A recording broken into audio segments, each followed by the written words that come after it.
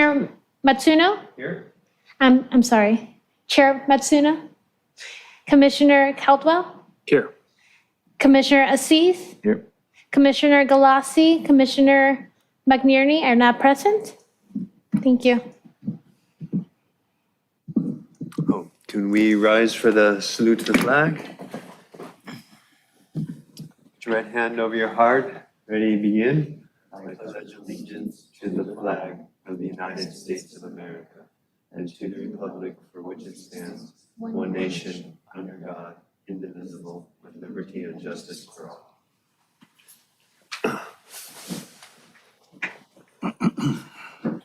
Okay, first item, D, is to approve the order of agenda. Hope you all had a look. Do I hear a motion to approve the order of the agenda? Motion to approve. I second. All those in favor? Aye. Okay, so the agenda has been approved. Second item is the blue folder items. So we did have a blue folder item. I hope all the commissioners had a chance to see it. Do we need to comment on it, or would it be appropriate during the public participation, or? We can include it as part of our discussion with the public hearing item. Okay, perfect. Okay, so do I hear a motion to receive and file the blue folder items? All motion. Okay, All second. all those in favor? Aye. Okay, moving on. The consent calendar are for items that are removed or to be discussed separately from the public hearing. Are there any consent calendar items? There's one item, it's the approval of the affidavit of posting for this Oh, meeting. okay. Do I hear a motion to approve the affidavit of posting for the Preservation Commission? All motion. Second. Okay, all those in favor? Aye. Okay, the motion passes. Excluded consent calendar items? There are none? There are none. Okay, moving on.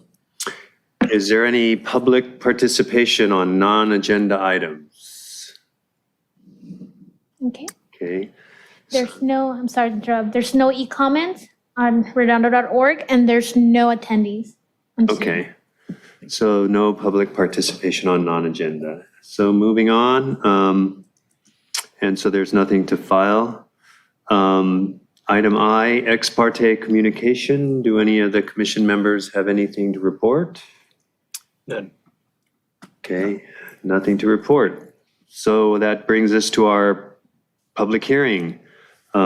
Consideration of a request for designation of the building and property at 516 Garnett Street as a local historic landmark. Do we have our staff presentation? I do have a presentation for you.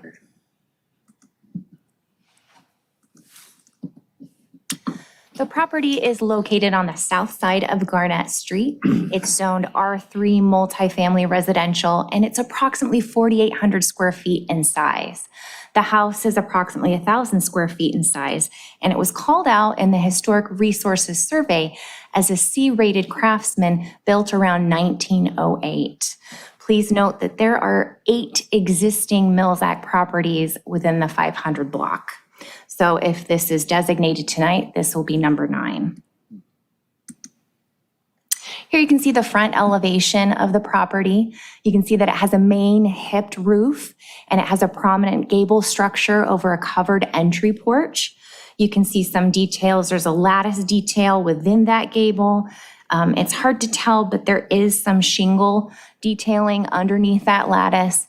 Of course, you see the horizontal wood siding, the heavy use of wood trim around the openings and along the edges of the building. And then, of course, you've got the windows facing the street. On the right-hand side with that covered entry porch, it's possible that these windows were added at a later time. On the left-hand side, there are some shutters here. Those are a little unusual for a craftsman home. Those are probably a later addition as well. And then on the far left, There's a newer storage shed that's low in the front yard. Here are some side views leading into the rear yard. You can see a pop out here, a bay window pop out, and all of that wonderful siding with wood trim. Here you can see the rear yard. Within the permit records, it calls out additions. The homeowners believe that was likely the dining room and kitchen off the back. And then you also have this covered porch in the rear, which was most likely a later addition. Within the landmark application, you saw the homeowners noted that they were told, or it is believed, that the windows within this porch element are from one of the red car trolleys, right? Here's the detached structure in the far back of the property. It's the two-car garage. You can see we also have wood trim and wood siding. These doors, even though they almost look like carriage doors, they're actually sliding doors. You can see that we have this roof eave here with exposed rafter ends. There's a side door here, so half of this garage is utilized for storage, and the other half at some point was converted to an office space. We can talk a little bit more about that in relationship to the blue folder item in a moment. And then there are a couple of trellis structures in the rear yard that were built, I believe, very recently. So the character defining features are the street-facing gable over that covered entry porch, the horizontal wood siding, all of that great wood trim around the openings, as well as the trim on the edges of the buildings. And then, of course, the exposed rafter ends. That detached two-car garage also has wood siding, and then it has the sliding wood panels that form the garage door. You've got the two detached trellis structures in the rear yard that are non-original to the site. You've got that low storage shed in the front yard, also non-original. And then also there were some new pavers in the front and side yard for walkways up to the entry porch and down the side yard. So per the LA County Assessor, the house was built in 1908. There were two permit records for additions to the house in 1928. The two-car garage was built in 1930. There are permits from 1937 for repairs. Unfortunately, it does not detail what. A house-to-house inspection was performed back in 1977, and that merely confirmed to the city that you have a single-family residence and a detached two-car garage in the back. There was a re-roof of the garage in 1996, and then a re-roof of the house in 2001. You had received a blue folder item from a neighbor concerned about the use of the garage at the back of the property. His concern was that it's being utilized as an apartment. I had walked the property with the owners. It's just an office facility, no bathroom facilities, no kitchen facilities. So nobody is living in that rear unit. It's something we see fairly common, especially since the pandemic, that homeowners created an office space at home. But nobody is living back there. The earliest known owner and resident is W.T. Thomas. That was back in 1928. Peter and Florence Grawl lived there in 1936, and Peter was listed as a local sales manager. A.L. Johnson lived there in 1947, and then later in 1952, Norman and Alice Hurd lived there. Norman was listed as a lab tech. More recently, in 1996, Frank and Kim Condon lived there, and then Colleen McElry lived there in 2001. The current owners have been there for about 5 years. Within the library archives, I do a general search with all of these names to see if anything shows up in our local newspapers, and no one of local prominence came up during those searches. If you determine this evening that this property is appropriate for designation, I would recommend calling it the Thomas House for the earliest known owner and resident. So this property, it was constructed during the time when the city was a thriving resort with a growing residential community. Lots of great working class families lived in these areas. This is, of course, the craftsman style of architecture, the most prevalent style of architecture, historic architecture, I should say, within the city. And then also this property is within the gem streets and amongst multiple Mills Act properties. This would be the 9th property within the 500 block. On this side of the street, it's not perfectly contiguous. We have 510, 512. If this is designated, it'd be 516. And then on the other end, 528 is designated. But slowly but surely, we can build up a contiguous district. Across the street, several of the homes are designated and are contiguous. Over time, we might be able to create that. We do need 100% participation to form the historic district. If the Preservation Commission finds that the application meets the criteria for local landmark designation, staff recommends that the Preservation Commission adopt the exemption declaration and approve the landmark designation for the property located at 516 Garnett Street. And that concludes my staff report. The owners are here tonight and available to answer any other questions you may have.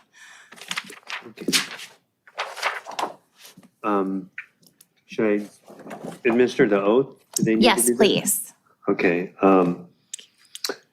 Do each of you swear or affirm that the testimony you shall give shall be the truth, the whole truth, and nothing but the truth?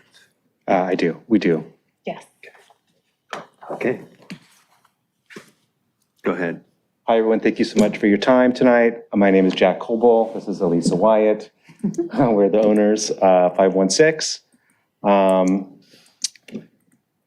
We bought the house about 5.5, 6 years ago. 5.5 years ago. And yeah, we love it. It's full of character. We think that those windows actually are original out front, just because they have so much waviness to, I don't know, but they're so, They're old. they're really like wavy. And it was interesting when we bought the house, we looked in the attic and we saw that there was a chimney in the attic. That must have been when they changed the roof line, right? When they extended the back, they must have changed the roof line. So there was like an original chimney that was still inside there. Of course, we had to like take that out because it was just standing, and we took it down brick by brick. And of course, there was all kinds of papers stuffed at the bottom of it when everything got converted to gas. So there were some papers from probably like 1927 or in the 20s or something like that. So super fascinating. So it's been a fun little house to live in and stuff. So if you have anything to say on this stuff. No, I'd be thrilled to have our house designated historic and have our block preserved, because it's really lovely to live on a block where all the houses are small and nothing is just hogging up the entire lot. It's really nice.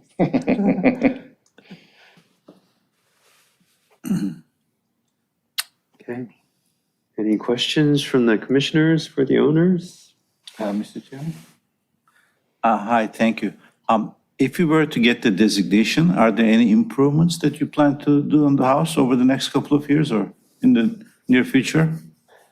We have considered or thought about, I don't know that this would be affordable, but we've considered on the back.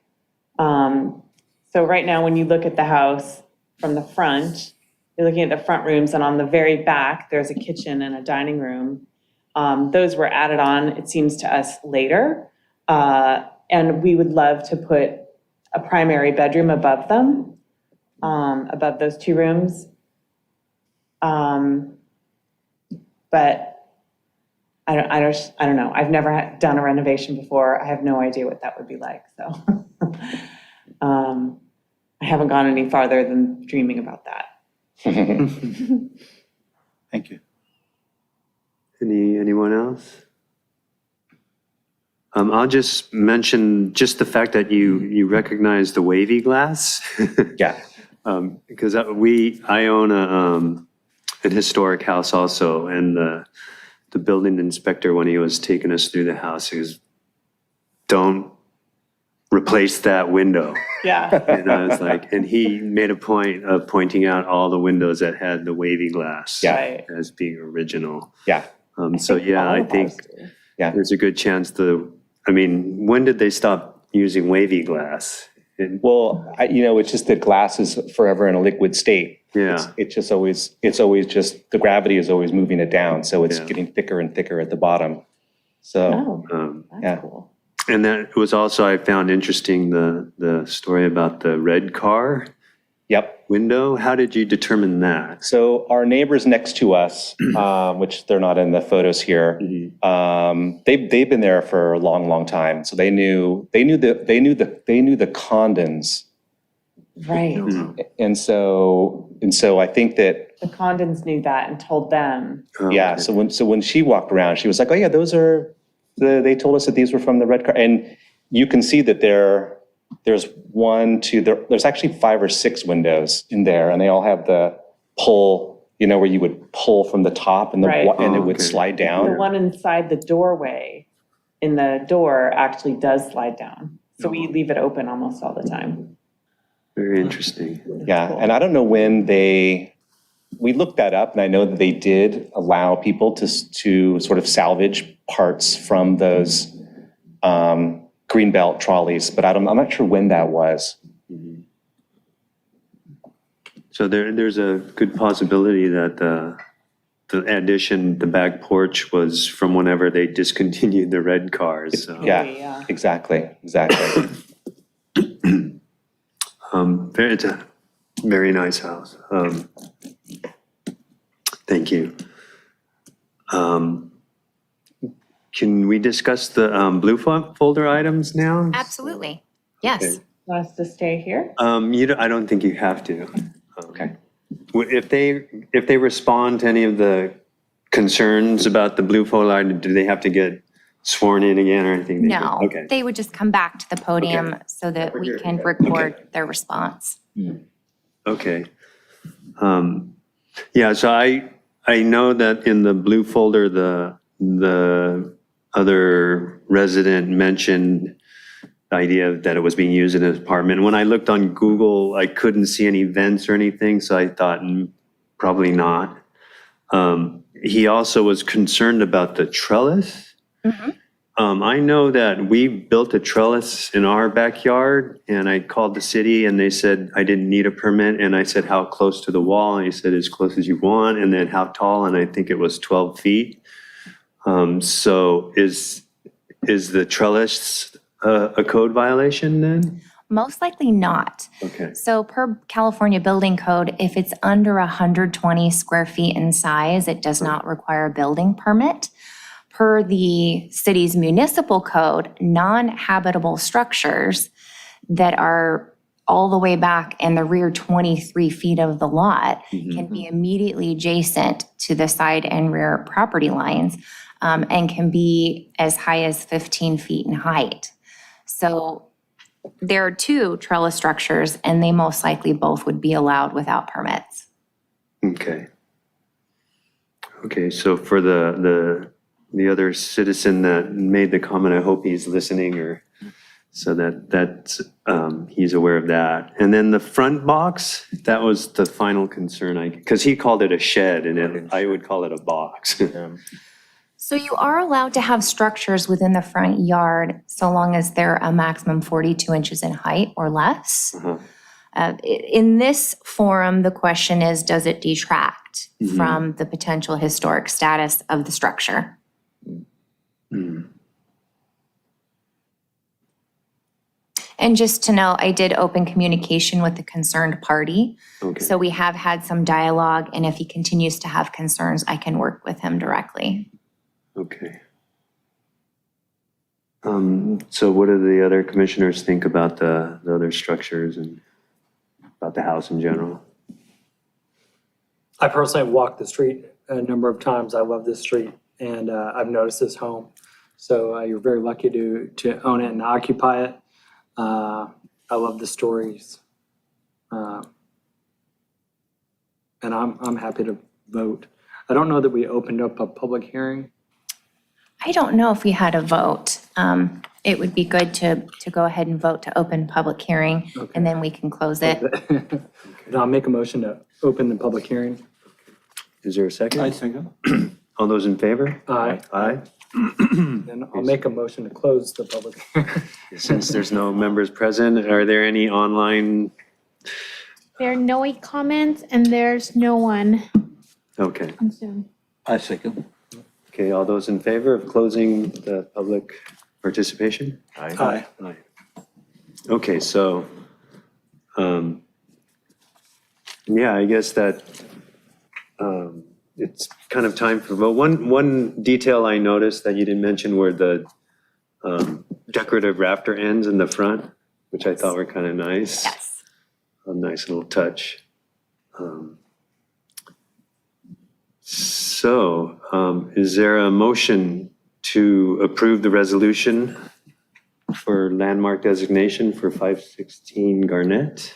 Or do I need to close the public hearing first? You've already closed the public hearing, Okay, so that already took place. So then it's a question of if there's a motion on the floor. okay. So do I hear a motion to, regarding the landmark designation at 516 Garnett? I'm happy to make the motion. I think it's to adopt an exemption declaration, and approve the landmark designation. Correct. I'll second.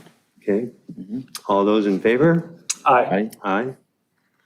Okay, so the motion passes. Congratulations, you now own a historic landmark. Yeah. Yeah. And I think all of us always have that hope for that district. Yeah. Talk to your neighbors. Totally. Yeah. I know our neighbors directly across the street have tried in the past, but someone before them added some stonework in the front of their house, and the prior owner also enclosed their porch. I remember that. Yeah, It's the oldest house on the block, though. Yeah. The one with the enclosed porch? yeah. Yeah, it has a different roof line. It's a roof line that No. Yeah. beautiful. So, When you do a historic district, do all the buildings in the district have to be conforming and individually approved? So we can approve a historic district if all of the neighbors neighbors. 100% agree upon it. We can approve a district and have non-contributors within that area. Okay. But we can, of course, reassess a property if it's within the district and of the era, but has modifications. We can work with them. Right. Okay, so that's good to know and let your neighbors know. Yeah. I'll also mention one thing when you said to build up in the back. That would come again to the Preservation Commission. I'm sure they let you know, but in the past, we've approved several. You can see it also on, I'm not sure on Garnett, but on Emerald Street, there's a couple historic houses where they built second floor in the back. Yeah. Yeah. Yeah, we asked Stacy about that, and she said that would be possible. And Yeah. if we can find a way to afford it and make it look contiguous with the rest of the house. Yeah. That would be nice, but it's also a great house just the way it is, so. Mhm. Okay, well, congratulations. Thank you. Enjoy it. Thanks, guys. Okay. Okay, moving on, item K, do we have any items from previous agendas? We do not. And items for discussion prior to action? No? I have a presentation for you on the historic library. Nice. Here we go. Okay, we've had some discussions over the past year about the life of the historic library as it evolves into this next chapter. So I'm going to give you a brief history, a short update, and then we'll have community services come and speak with the group once the city council has made a determination on the concessionaires that will work at the facility. So actually, the library history starts way back when there was a reading room on Wharf Number 1 back in 1895. It proved to be very successful. So when City Hall was built at 301 Emerald Street right around 1908, same year as 516 Garnett Street, they created Room 5 and dedicated that as a library room, and that went live in 1909.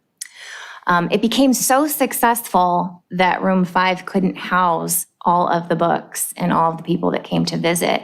So unfortunately, because Hotel Redondo was demolished in 1925, it meant that City Park was open and ripe for a new structure. So it was voted upon that a new public library would be placed in City Park. Architect Lovell Bierce Pemberton designed the library, and he actually designed several other buildings within the city, namely the Diamond Street Apartments at 321 Diamond Street, our first landmark. He did some structures for the schools, also did some banks. He has a variety of others. That alone could be its own research project. But he actually lived at 630 Esplanade, just down the street from City Park, and ultimately married his neighbor, Alice, who was the daughter of Paul de Longpre, the famous French painter of flowers. So L.B. Pemberton designed it in the Spanish colonial revival style and also had some interesting Dutch features. You can see that front entry, the arched entry. There are a lot of really amazing details in there. And the library itself was open until 1991. It had some seismic damage from earthquakes, and so the city needed to focus on upgrades for that structure. Around that same time in 1991, it was approved for a conditional use permit that the site could be utilized as a banquet event center. So that's the life it had with Spectrum Holding Company as you skip forward in 1996. Going back, this was processed for the National Register in 1980 and designated in 1981. The library and the site itself, the park itself, is considered historically significant because of the Hotel Redondo having been there, because of this being a gathering space as part of the original downtown area, that magically Veterans Park still exists as the city has evolved. And they also designated the fig tree on the left, which I'll show in some other photos. So in 1995, they did the seismic upgrades and of course constructed the new library behind us, the new main library. Spectrum took over in 1996, ran it as a banquet event center. During the pandemic, the Spectrum contract had expired. Everything was closed. They opted not to renew their contract. So it has been sitting since the end of 2020. At the direction of the City Council, Community Services did a variety of public outreach efforts, which some of you saw. There were online surveys. They had an open house. They ultimately issued an RFP, request for proposals, in October of 2022, and they received a variety of proposals from various groups. They did evaluate and interview some of those individuals earlier this year, and it's going through the City Council review process for potential award of contract. Once they award that contract, then we'll get involved, have Community Services present more information to you on who the chosen vendor is and what that will look like for the historic library. Obviously, we're very protective of our beautiful library being on the National Register. We probably need the State Historic Office of Historic Preservation involved if any changes need to be made to the structure. But we will bring that to you. And here are some other photos. Can I ask what's the building in the upper photo? Oh, this is the original City Hall Oh. at 301 Emerald Street. And so the right-hand side is Room 5, where the library was located. I pulled this photo from the Daily Breeze. Yes, so that's our original City Hall. And we talked about it in our last meeting the term urban renewal. That City Hall site is underneath all of the new apartment buildings within the village apartments, right? Emerald ultimately ends at Catalina, right? But it actually went further down. So that City Hall site is underneath a new development. And that was actually part of the discussion in the National Register paperwork, that with all the urban renewal that had taken place downtown, City Park, ultimately Veterans Park, remained and magically was untouched and still can be utilized in the same manner as some of our early residents. So here's that Morton Bay fig tree. In the paperwork, it talks about it being essentially the last piece of the Hotel Redondo gardens, that it was planted around the same time that the hotel was constructed. And these were all the gardens where guests would wander around. So this tree, other than the stairs have been modified so much over the years that this tree, is potentially more pure, if you will. So I've got a couple photos of the tree. And then I wanted to show a photo of that northwestern elevation. This lower basement area essentially is offices and restrooms, but it was also utilized as USO headquarters during World War II. So that concludes my presentation on the historic library, and we will have community services come back and give us more details once the city council has awarded a contract and we have an idea of what this next life will look like for the building. Is the review of the proposals public at all? So community services reviewed the proposals, evaluated and interviewed. The presentation of the top candidates to the city council is. I just don't know exactly which agenda it will be on with city council. There was discussion of trying to have it this month, but June tends to be heavily focused on the budget.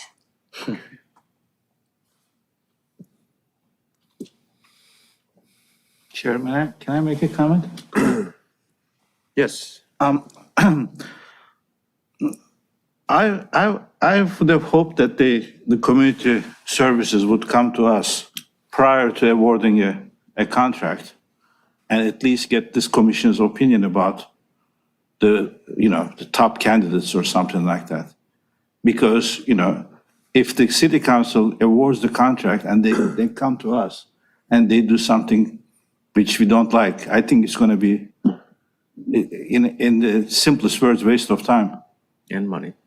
And money. Yeah. So, I would have hoped that this commission would have got involved at the earlier stage than awarding the contract itself. Because after all, this is probably the most important historic landmark building in our city. If I'm not, can you think of anything else? My last question to you is, this is designated as a landmark, historic landmark, by who? The city requested the designation, but it's on the National Register, so it's Okay, so it's the National federally. Register is maintained by who? We maintain it. So we have our Public Works Department maintains the site. No, I meant who maintains the National Register of The historic National land- Park Service. Okay. So are there any other properties within the city of Redondo Beach which are designated as landmarks by the National Register, by the National Park Service? There are others, and we can put together a list. But yes, they're less common than obviously our locally designated structures, which we have more control over and the threshold's a little bit lower. But there are others within the city, yes. Can you think of one? Just like curious. I believe the Sweetser House is nationally registered, the Sweetser House. I believe that the Diamond Street, so Sweetser House is at 417 Burrell. It's at Burrell and PCH, and it has other, the guest house and other detached structures behind and adjacent to it. I believe the Diamond Streets apartments that Pemberton also designed, I believe those are nationally registered. Okay, We have a few others. thanks. I'd like to add, though, Antonio and I, senior planner Antonio Gardea and I, have been involved in maintenance activities for the library. We have walked the building and been a part of those discussions. We just haven't been a part of the adaptive reuse of the structure, because that would be something that we would bring to this governing body Yeah, that's what for assessment. I was going to ask. I know the National Register has pretty circumscribed the use of the structure and changing the use. So that would come before us if the use is very different than what it is now. Yes, it's approved. It did process and obtain approval to be a banquet event center. If it becomes or evolves something that is an intensification of use, then it is something that we need to look more closely at. And this is in the coastal zone as well. So there could be a coastal development permit process. There could be a conditional use permit process on top of your review for the historic structure itself. So we have to find out which direction they're going in. During their public outreach, there were a variety of ideas of what the community would like it to be. It's essentially a community center now, since it's no longer a library, and that's how it's been functioning over the years. But it's unclear exactly how they would like to utilize it going forward. Okay. All right. Any other questions on that? Wasn't there an outdoor amphitheater at one point? Yes, I do remember this vaguely. A few Yes. summers ago, a while back. there was, and it was demolished several years ago. Yes.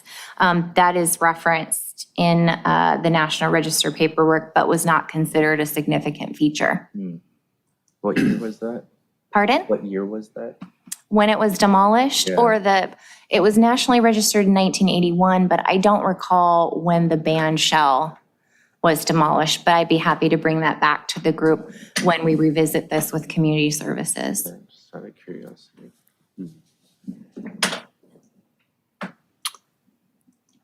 Okay. So moving on, I have a item L2, election of officers. I thought we did that last time, but is there? There was a vote for the chairperson, but there wasn't a vote for vice chair, also listed as the secretary in our bylaws. And there wasn't a vote for the minor alteration subcommittee. So those two votes essentially were continued to the next meeting in the hope that we would have more members attend. Are there any commissioners that would like to step forward, at least for the vice chair secretary spot? Unfortunately, I believe I term out very soon, and so I'd be happy to help out, but I don't want you to have to redo this a few months down the road. You can serve for 2 terms, right? Well, I think I've already I believe this is your second term. been here a while. Now, I will say, even though Jackson is still listed, he termed out last year. He went into overtime and was approved to do additional time, if you wanted to have additional time with the commission. Well, maybe That's a I'll look into possibility. that, see Okay. how I can do it. I'm always happy to serve. I'll just mention that I was vice chair while you were chair, and I think I only had to chair the meeting once. So it's a just in case sort of position. So, anybody?